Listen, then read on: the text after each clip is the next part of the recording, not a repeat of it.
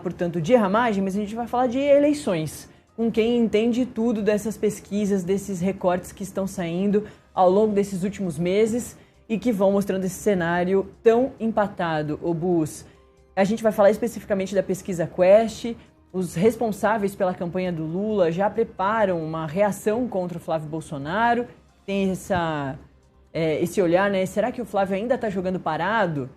O que vem mostrando aí as articulações é que as campanhas vão começar, efetivamente. Para a gente entender mais detalhes sobre a pesquisa, a gente trouxe o CEO da Quest, o Felipe Nunes, para conversar com a gente. Felipe, muito bom dia, é um prazer te ter aqui.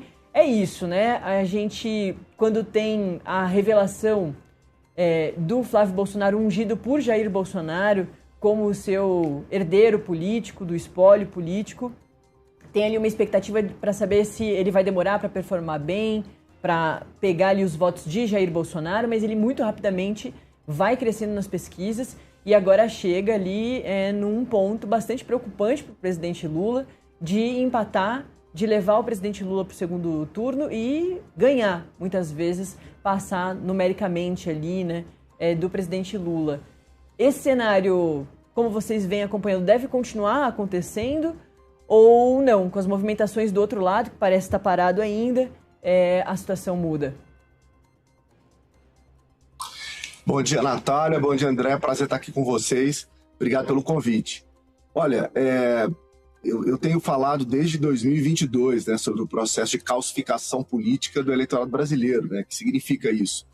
Hoje há preferências muito claras de um lado e de outro em relação às posições. O eleitor não vota mais apenas pensando no bolso, mas também olhando para o posicionamento, né, para a identidade que ele incorpora em relação a esses candidatos. De um lado, o Lula tem uma base fiel, uma base também calcificada, que contempla ali o que a gente chama de lulismo e a esquerda não lulista.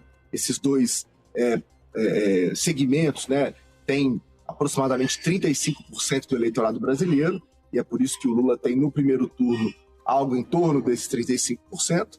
Do outro lado, os bolsonaristas e a direita não bolsonarista, que também, né, somam 35%. Num primeiro momento, os bolsonaristas preocupados porque não tinham seu candidato legítimo, viam ali alternativas como o Tarcísio aparecendo no jogo, eles não estavam 100% satisfeitos. O Flávio é ungido como o herdeiro, né, do espólio político de Bolsonaro, e rapidamente os bolsonaristas então se movimentam na direção dele, por isso ele cresce nas pesquisas. A direita não bolsonarista demora um tempo mais, fica ali uns 2, 3 meses ainda aguardando a possibilidade de ter a candidatura, principalmente, né, do Tarcísio de Freitas. Quando essa possibilidade se encerra, esse eleitor rapidamente se mobiliza e diz, então se o candidato do nosso campo mais competitivo é o Flávio, então a gente vai apoiá-lo. É por isso também que o Flávio rapidamente se consolida como essa segunda força no primeiro turno. De um lado, Lula, do outro lado, Flávio, e o que a gente tem agora é uma disputa pelo que a gente chama de um eleitor independente. São 30% dos eleitores brasileiros que sobram, que não são ideológicos, que não têm lado específico, né, desde cara. Esses estão preocupados com segurança, estão preocupados com economia, esses estão preocupados com saúde pública, e esses vão definir a eleição. O que a gente espera agora daqui para frente, Natália, é acompanhar quanto o Lula consegue conquistar os independentes, quanto que o Flávio consegue conquistar os independentes, ou se uma terceira via, uma alternativa outsider, vai, na verdade, conseguir conquistar esse eleitor que está muito indignado. Imagine você, Natália, esse é o eleitor que não gosta do governo, que desaprova o governo, mas que também ainda não está convencido sobre o Flávio Bolsonaro. Vamos ver para onde esse eleitor vai daqui para frente. Gabriel Bus, 30% de independentes é muita coisa. Obviamente, define a eleição. Não precisava nem estar tão empatado assim para definir. É uma porcentagem gigantesca, né? É interessante porque dentro de uns recortes, bom dia até para o Felipe, ainda não tinha oportunidade de cumprimentar, tem um recorte sobre o medo, né, das pessoas. E ali tem 43% que dizem ter medo da volta da família Bolsonaro e 42% o medo da continuidade ou da reeleição do presidente Lula. Então está muito empatado, vamos dizer assim, e esse número reverteu numericamente, mas continua empatado, porque na última pesquisa você tinha um medo maior numericamente da reeleição de Lula e um número um pouquinho menor, 1 a menos, em relação à continuidade da família Bolsonaro, da volta da família Bolsonaro, perdão, né? E agora se inverteu numericamente, mas o empate continua, ou seja, um cenário de estagnação.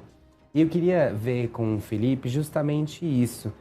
A gente pode dizer até aqui que é uma eleição de fato imprevisível, porque o que a gente percebe é que há sim variações numéricas, Flávio agora passa Lula, você tem essa variação, mas me parece que o cenário de polarização neste momento, pelas últimas pesquisas e trazendo essa agora também dessa semana, me parece ainda um cenário muito imprevisível a favoritismo. Se até dezembro a gente tinha um favoritismo de Lula, que mostrava ali o presidente ganhando em todos os cenários, agora você tem uma completa sensação de imprevisibilidade em relação ao resultado.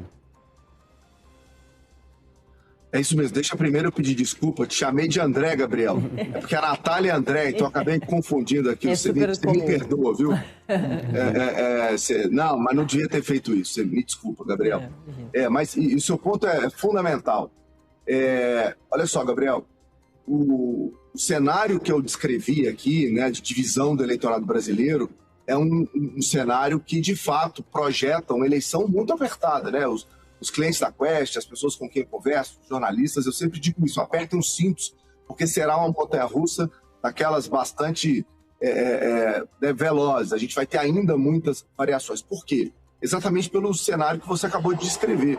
O medo da volta da família Bolsonaro ou o medo da continuidade do Lula, ele é empatado, né? E as pesquisas, elas também estão apontando um cenário de empate. Eu acho muito curioso, né, que as pessoas às vezes se emocionam na análise política e decretam o fim do Lula ou o favoritismo do Flávio ou vice-versa. Eu acho muito cedo para tudo isso. A gente está ainda num cenário em que, sim, existem preferências de 35% para um lado ou para o outro, mas a verdade é que o eleitor que vai ser decisivo, ele está muito preocupado, apático, está cansado, ele olha para o cenário político e não vê uma alternativa de sonho, de esperança. É um voto quase que no terceiro ciclo, né, eleitoral, de rejeição, de não escolha do outro lado. Então eu ainda espero, sim, Gabriel, que os grandes debates, as discussões sobre os projetos políticos nos dois campos, ou mesmo, né, dessa alternativa fora da polarização, ela ainda pode aparecer. Nesse momento, o que a gente está vendo é uma consolidação de preferências dos eleitores. Mas a discussão da decisão do eleitorado brasileiro, ela ainda vem pela frente. E sim, eu estou projetando uma eleição muito apertada e muito competitiva.